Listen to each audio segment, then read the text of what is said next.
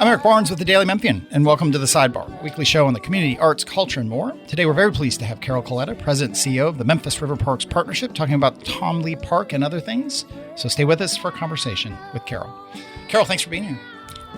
Delighted to be here. What would be really fun is if we'd recorded the last 20-minute conversation we'd had, which was off the record for both of us. I was going to say the conversation might not have been so interesting. No, it was interesting. But thanks so much for doing this. You're coming up on the official grand opening, I don't know how you guys are framing it, of the massively redesigned Tom Lee Park. It was sort of open. I mean, it was accessible during Memphis in May, but this is what? This is the grand opening? Is that how you do it? This is the first weekend, the first day festivities, and September 2nd, and we are so excited. When Memphis in May occupied the park, as you know, we were 80% complete. And, we are racing every day to complete this park, fix the damages, and complete the park. Yeah. We'll talk a bit about Memphis in May, but we're also going to have you on Behind the Headlines, the show we do over, which is more of a newsy show that we do over on WKNO. We're going to have that. We don't know when because we're doing all these shows on the mayor. We'll talk a bit more about some of the stuff with Memphis in May, maybe some of the politics and so on. This is, I think we're just going to talk about green spaces and parks and I don't know what today. So, but I will say I guess I've a couple of things about the park. I got to tour the park, last summer when it was about 190 degrees. and dusty. In a cart. And, with George, he is chief of staff? No, George is our director of external affairs. George Abbott. Okay. I knew there was a fancy title and a great accent. And that was really fun. And I remember saying then, I think I probably ran into you and I said, even though we have covered this thing since the moment it was announced. I went down the dioramas, the actual models you'd done, all the renderings. We published those until I rode around in that cart. It wasn't a golf cart. It was like a little, I don't know what, four-wheel thing. I had no idea the scale of it. And I've said that to everybody. And now that I was down there for a couple nights in Memphis and for Beale Street Music Festival, it isn't just. I remember it being framed as, okay, there's this blank park. They're putting up some trees and a couple playgrounds and maybe like a cafe. Why does it cost $70 million? When you walk through it, you realize the scale of this is huge. I mean, it's just quite a thing. It's 31 acres, and keep in mind, it's 31 acres on top of a Corps of Engineers dike wall. Right. So the ground was like concrete. Right? Because it's on top of a dike wall. And, of course, we also added the connection from the top of the bluffs to the bottom of the banks. So we have finally the first ever ADA accessible, ramp. And last year, I had some health issues and I had a sort of a visceral understanding of how important that more gentle access up and down the bluff would be for people who are not necessarily mobility challenged, but health challenged, age challenged. It's just children challenged, stroller challenged. So having that is, added a good bit of cost, but it's so worth it to have that connectivity. And Eric, that's one of the things we're trying to do with the entire riverfront is not only to join it up together, north and south, but to join it back to the city, east and west, so that what results is the park life that we hope to introduce in Tom Lee Park really ends up anchoring a river district. Read travel magazines today. And increasingly, they're talking about their waterfronts, their waterfront districts, their nature in the city. And so, and we have all of that. We just never put it together. So I'm excited to see all of that come together once we get Tom Lee Park opened September 2nd, and then, with a lot more to come. It's interesting. Just you talk about the access. What's that? That's on Vance, right? It is. Take on Vance, and it comes down, kind of down toward. If people haven't done it, where there's some new apartments there, and it leads down to just near where the boat dock is in the building there. And that, it's not only accessible, it's not only for all the reasons and ways that you described. It's almost its own little pocket park. It is. The scale of that was unclear until. No, I don't think officially supposed to have walked down it, but I think I may have walked down it and possibly went around a fence or something. But I've certainly walked by it many times.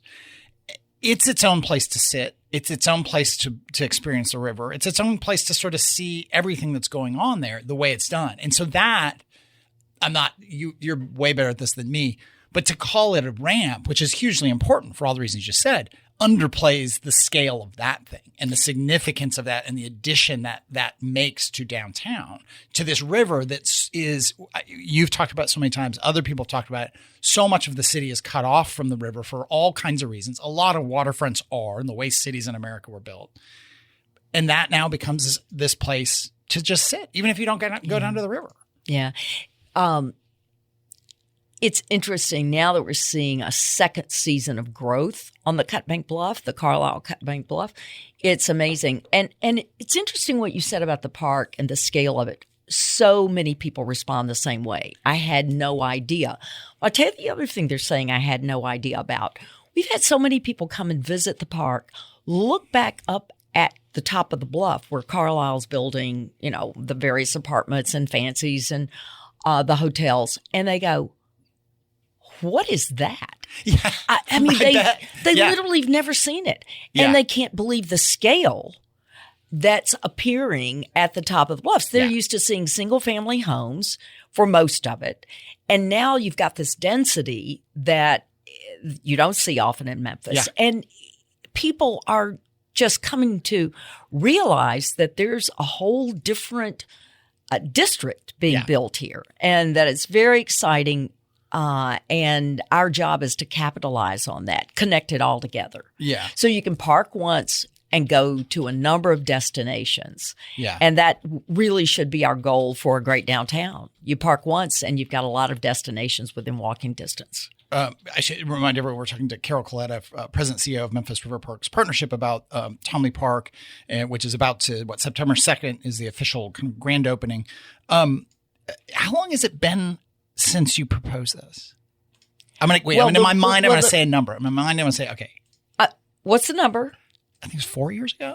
That's a very good guess. The riverfront concept that took a look at the 100 years of planning for the riverfront was done in 2017.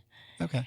And so since that time, that's 6 years ago, we've been figuring out piece by piece, what do we do first, second, third, fourth. And Tom Lee, because of its prominent location and its connectivity to downtown, became an obvious place to make the next move. We'd done Fourth Bluff Park, the conversion of Confederate Park. We'd done the conversion of Jefferson Davis Park. We had connected north and south 5 miles of riverfront in what I consider to be a 1.0 version, but a bike ped trail, and which extends really all the way up to Wolf River. Yeah. Right. And then ultimately you'll be able to take it. And the Greenway. It's unbelievable. Right. And it also connects to Big River Crossing, right? So on the north and south, you have these really exciting connections going east, going west.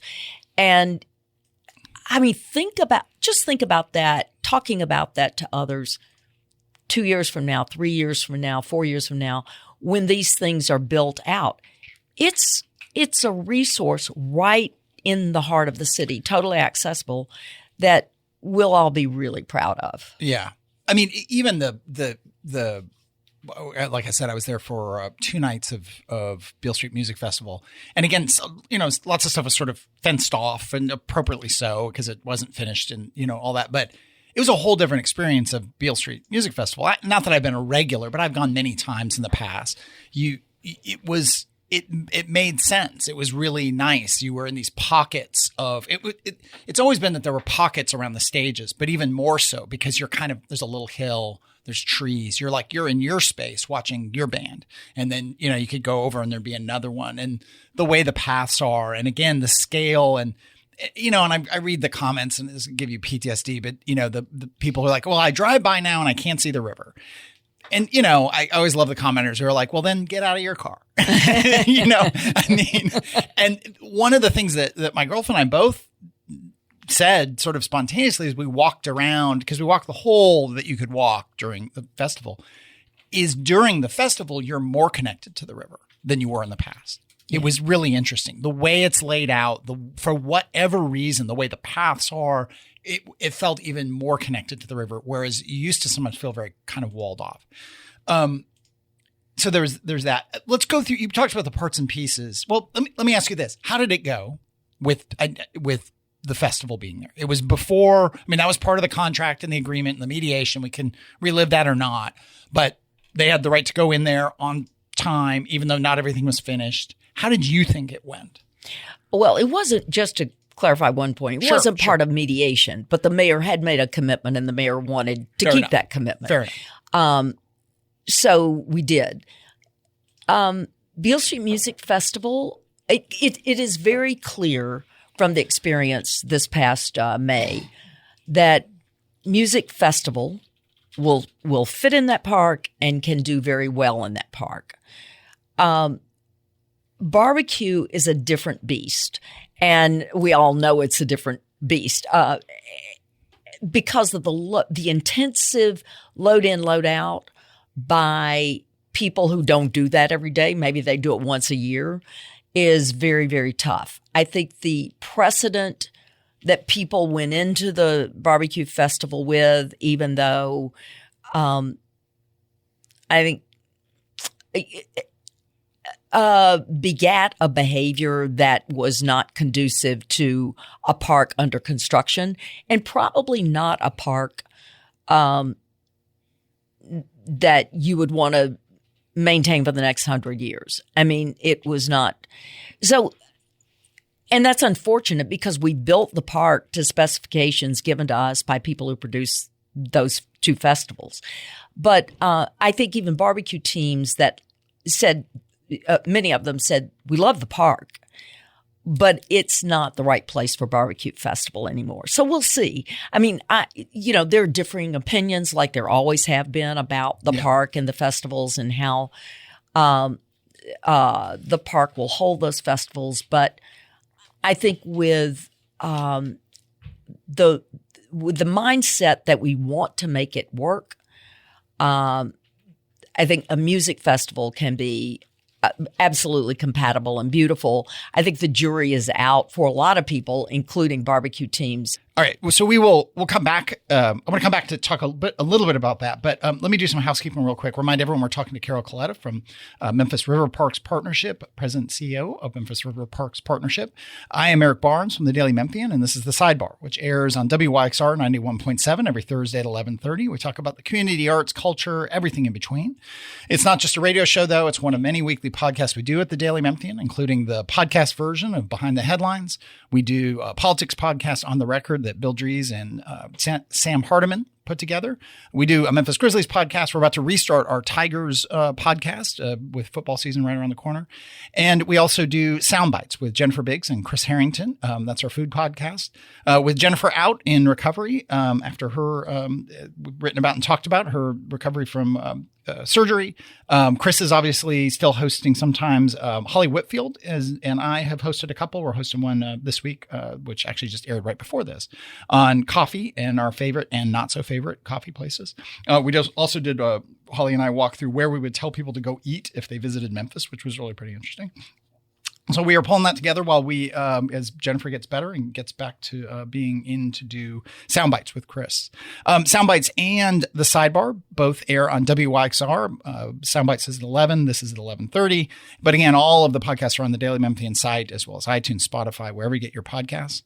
If you don't listen to WYXR on an app, or you don't listen to the website, you can download the app. You can get archives of all the show. You can listen to the shows live. You can get both the music shows and the talk shows on WYXR. Or you can go to WYXR.org. I should also say that WYXR is nonprofit, listener-supported radio, so look to support WYXR if you can. Become a member, donate. You can get all that information on the website. Also, Daily Memphian, also a nonprofit. You should, if you're not a subscriber, please do subscribe to the Daily Memphian. That's what our lifeblood to keep doing what we do with a newsroom of 40-something people. I mentioned Sidebar and other shows we're doing. Coming up next week, we've got Steve Selvage, the musician, talking about a new album he's done, talking about he's been touring with the whole city, all kinds of things going on with him. Recently on Sidebar, we had Ben Smith from Tsunami. They're celebrating their 25th anniversary. We also had Jeff Calkins on talking about his shift away from full-time sports, and maybe a month or more now, but it was still great to talk to Otis Sanford about his long history in journalism. All that, the Jeff conversation and the Otis conversation leading up to our 5-year anniversary in September. We'll be doing more interviews with folks from the Daily Memphian over the course of the summer into the fall and that anniversary. I should also note that we recently had Marina Pacini from the Brooks is putting on an exhibit. They're beginning to put together an exhibit of former folks attached to Memphis College of Art, whether they were faculty or students or just any kind of connection. That exhibit won't happen for a couple of years, but they're looking for people. They're looking for suggestions on people that they should connect with, trying to put together all that information. You can go, if you search for Memphis College of Art on the Daily Memphian site, you'll get a link to their information where you can get in touch with Marina Pacini. I mentioned the behind the headlines that we do over on WKNO every Friday at 7:00. We're in the midst of trying to do every major candidate for Memphis mayor. It's a huge mayoral race this year. Recently had Frank Coletta on, the Memphis City Councilman. We had Karen Camper, State House minority leader. Coming up, we've got J.W. Gibson, Michelle McKissick. Let's see, Van Turner is scheduled for down the road here, Paul Young, and we're still trying to get Floyd Bonner and former Mayor Harrington on. Somewhere in the middle of all that, we had Zoe Carr on, we're having Zoe Carr on. That's right. I'm looking at Natalie Van Gundy, producer of the Sidebar and Behind the Headlines. Zoe Carr from the Brooks will be on sometime in the next month or so, talking about the new park, the new museum downtown, and what's going on at the existing museum in Overton Park. Last but not least, we have our small business seminar coming up August 24th at 3:30 at the Memphis Botanic Garden. If you go to it's the easiest thing is probably to go to Eventbrite and search for Daily Memphian, and you get information on the folks speaking there, get tickets, etc. So again, that's coming up August 24th at 3:30. I can't imagine I have any other housekeeping, but you never know. But we're here with Carol. Again, I mentioned, we've tried to have folks from Memphis May on Behind the Headlines. We'd love to have them on Sidebar. Generally, they kind of make statements, and we haven't been able to have full interviews and talk to them about their perspective on this stuff. We hope to. I want to make sure I say that. This is more of a Behind the Headlines question, but because you said what you said about can the Barbecue Fest work, would it be your preference or Memphis River Parks Partnership to not have Barbecue Fest in the park? Is that what you are suggesting? No, I'm not suggesting that at all. Look, I'm a Memphian first, and a dedicated downtowner for 40 lots of years. 45 years.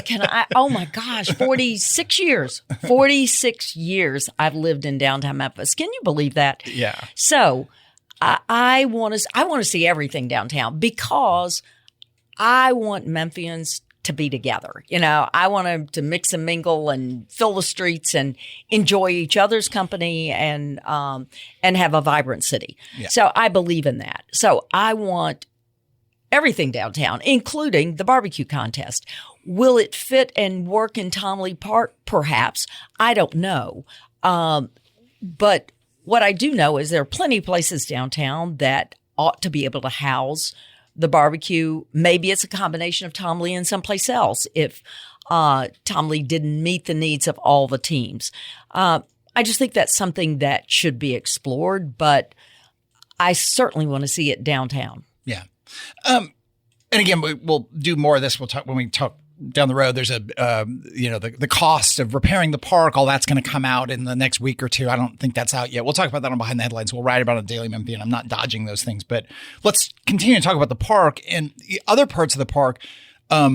The cobblestones, that $70 million price tag, a big chunk of that was the cobblestones, right? Cobblestones originally was about a $10 million project. It's not one we are managing, but of course, it's at my doorstep. It connects two of our parks, and we will be responsible for maintaining it once it's built.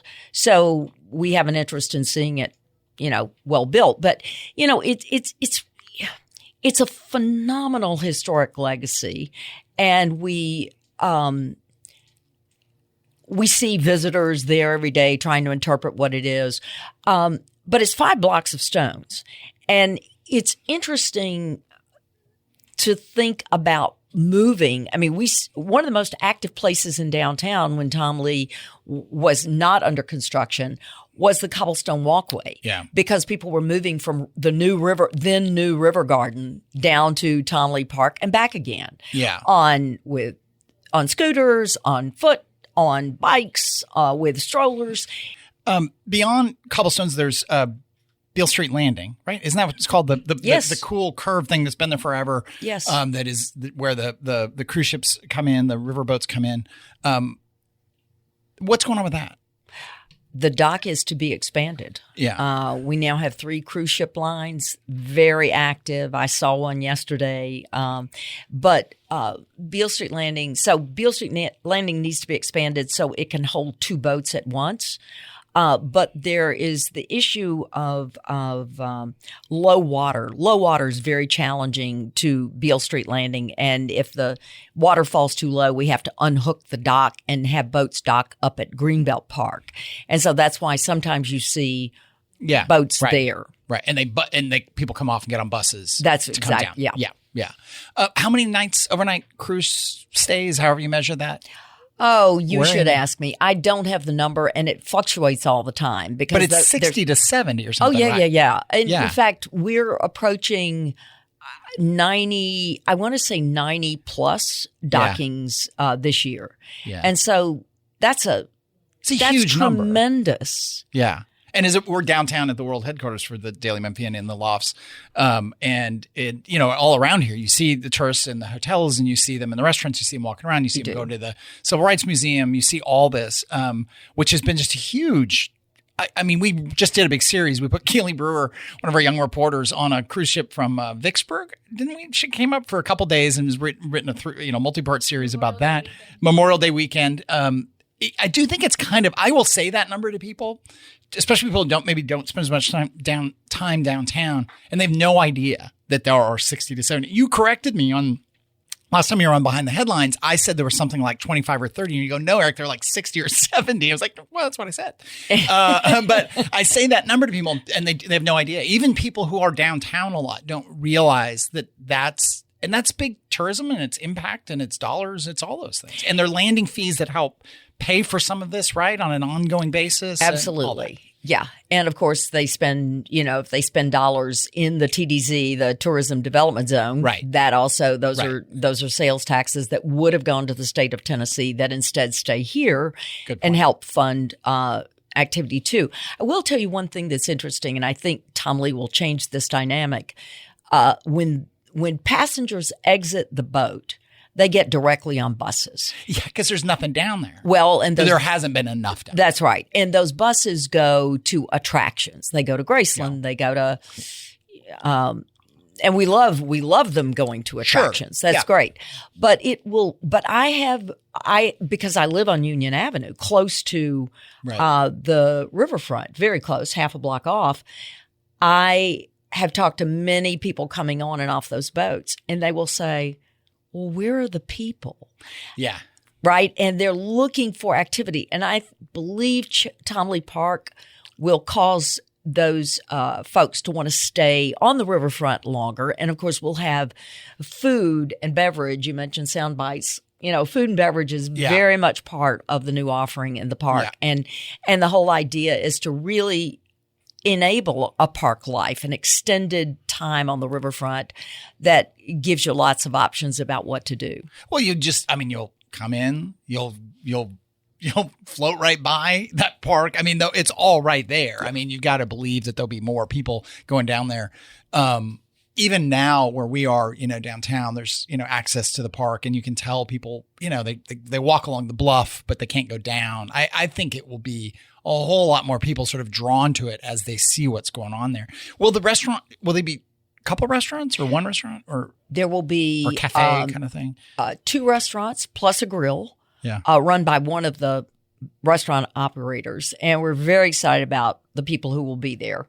There are people with very relevant experience. There'll be one mobile unit there, and then we're going to build from there. But what we want to do is make sure that we've got food and drink presence every single day in the park, so that people don't wonder, well, when are the food trucks going to show up? I mean, this is really permanent presence, and we want to make sure that we don't cannibalize their business by adding anyone else before we know really what the traffic will be. Yeah. And then the other big question, we talked about this before we started in the off-the-record portion of the sidebar today, the Mud Island, the amphitheater, the Riverwalk, the museum, the huge built infrastructure over there, the pond, or I can't remember, the pool sort of pond thing. The golf? That's right. What's next for all that? The walkover, the tram. I mean, there's just a lot over there. There's a lot. And it's 42 years old, and there's been not a lot invested in Mud Island over the years, and much credit to this council, this mayor. They put some Accelerate Memphis money into capital improvements at Mud Island, which we are using to improve the most basic things, Eric. Elevators, escalators, lighting. Nothing that is terribly sexy when you talk about it, but, tile on the roof. You got to do it. And so our investment strategy to date has been to build the vanilla box that almost any user would need to go back over there, and then see what uses emerge based on the new investment in the riverfront overall. So we're just trying to get it ready for the right user. We've talked about this before, but the challenges of redeveloping that are what? Many. The first challenge is access. It's always been access. And I think strategically, if you're looking beyond Mud Island and even beyond the riverfront, you've got to ask yourself, with a downtown that still needs more vibrancy, more life, do you want to do anything away from downtown, with limited access, that you can do downtown, right? So you can do entertainment downtown. You can do office downtown. I mean, there needs to be a use for Mud Island that logically goes out into the middle of the Mississippi River, and where limited access is a positive, not a negative. Yeah. And that's the key. I think that's the fundamental key to making Mud Island successful, is you find that right use that cannot go downtown, shouldn't go downtown, makes no sense downtown, and it benefits from its awayness, right? It's 10 minutes from an airport. It's across the harbor from downtown, but it's so isolated. But it's so isolated, and that becomes the asset, the mystery, the romance of the thing. But nostalgia, as Alan Crone, who's on my executive committee, says, nostalgia is the most powerful hallucinogenic. Which I like, Alan. Oh my God, funny. You're right on it. Hysterical. So he is so funny. Yeah, we should not be nostalgic about it. Yeah. That's all the time we have today. Question, because I try to ask everybody. I don't think I've ever asked you this. Your first concert. Oh, my first concert. Oh, you know what? My first concert may have been at Levy's downtown at Union and Main, 1 block from where I currently live, with the Gentrys. Okay. Way back when, local band, very popular. They did rise to national fame with Keep On Dancing. Yeah. And every week, every Saturday, Levy's would have a fashion show and a band. And we would ride I would ride the 13 Lauderdale bus to downtown by myself at like 12 or 12 maybe. Yeah. And like I discovered Beale Street. I get my picture made at Blue Light Studio. You don't remember, you're too young. But that's when I fell in love with downtown Memphis, and that love affair has never ended. Yeah. All right. That is all the time we have. Again, we'll have you on Behind the Headlines. The opening of the park is September 2nd, right? September 2nd. Make a date because the first day festivities are going to be so much fun. Okay. Thanks so much, Carol. That's all the time we have. If you missed any of the show, go to WYXR, go to wherever you get your podcasts, and you get the rest of it. Thanks so much.